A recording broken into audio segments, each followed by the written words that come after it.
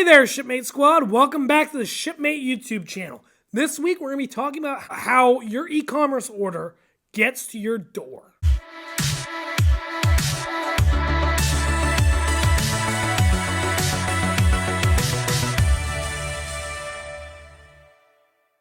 This week, we're going to be talking about how a package you order online, goes through the whole system and ends up at your door. You wouldn't believe how many steps there are to this. A lot of people think, it's just poop, magic, it's there.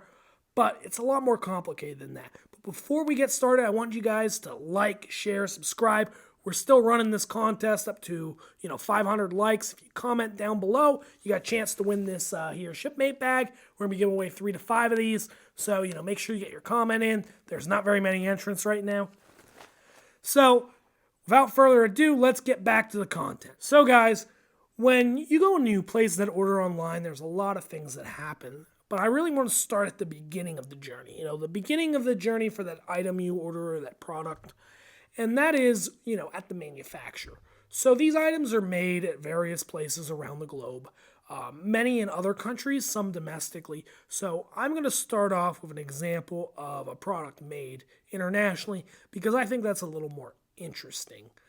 So when an item is manufactured at a facility, it usually has to be freighted from the facility to port to be shipped out across the ocean. There's a lot involved with this, especially with like taxes and tariffs, and for that you're going to need a customs broker. So between you, the customs broker, and your logistics provider of choice, you're going to have this item sent across the ocean. It might have to go through various canals like the Panama Canal, depending on where it's going to the country, and this can have variable costs. This item is going to come across the ocean and it's going to land in a port on one of the coasts.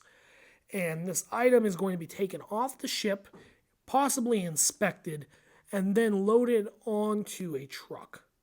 That truck is then going to transport those goods from the shipyard to a warehouse. And that warehouse is usually, a distribution center, whether that be for online fulfillment, whether that be for shipping to a store, but that warehouse is going to receive that item in from that container and they're going to check it against the manifest. That company is going to take those items off that container and they're going to palletize them. So they're going to put the same number of boxes on each pallet, and those pallets are then going to be counted. And when you count those pallets, you're going to know how much merchandise there is to check against the manifest or the RMA of that shipping container. So then once you have those pallets put together, they can then be checked into a location in your warehouse.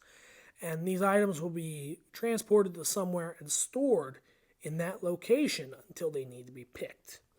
Now, if you're doing B2B, that item is going to be picked probably by the pallet and loaded onto the back of a 53-foot truck.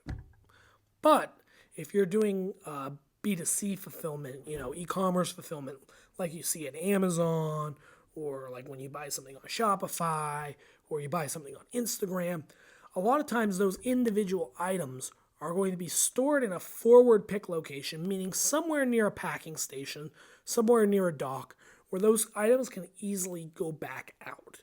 And those items are going to be put into an individual forward pick location where they can be found. When your order comes in, it's going to come into somebody's warehouse management system.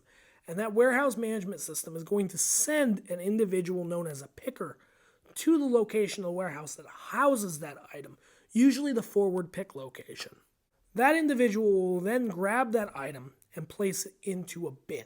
And now this bin is going to contain your full order. So if you order 1 item or 2 items or 3 items, it doesn't really matter how many items you have, they're going to be in this bin, and that's going to comprise your whole order. That bin is then transported from one end of the warehouse to a packing area. In the packing area, that bin will probably travel down some sort of conveyor belt to a packing station.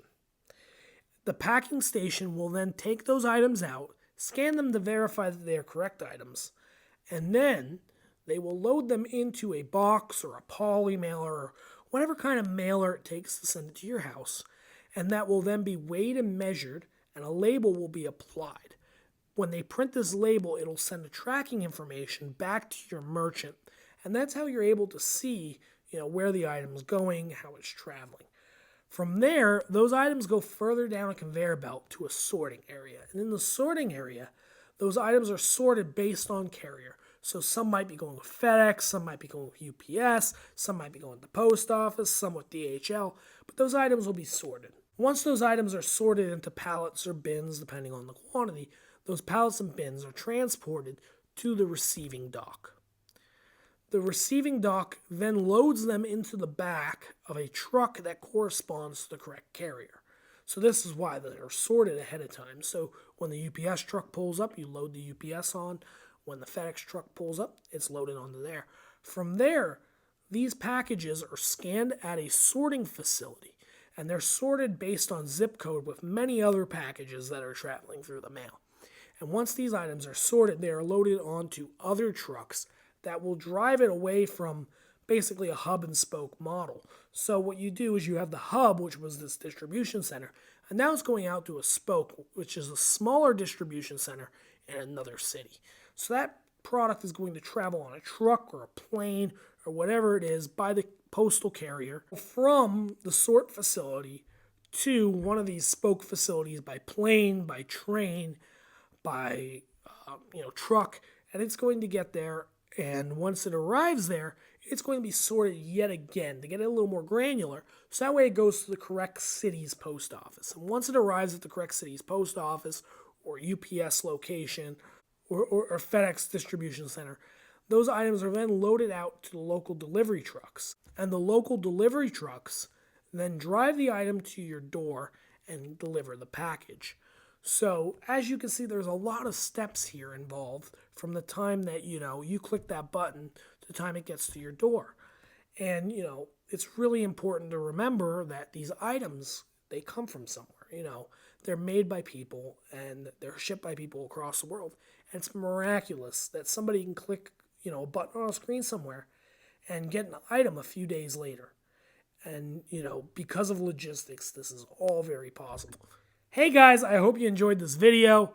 Like I said, there's a lot involved with getting a package to your door. It's not really as simple as cut and dry as people think it is. It's quite the process, and it's amazing what we can do with logistics these days. Thank you guys so much for watching the video. If you give me a like, give me a subscribe. We're trying to get to 500.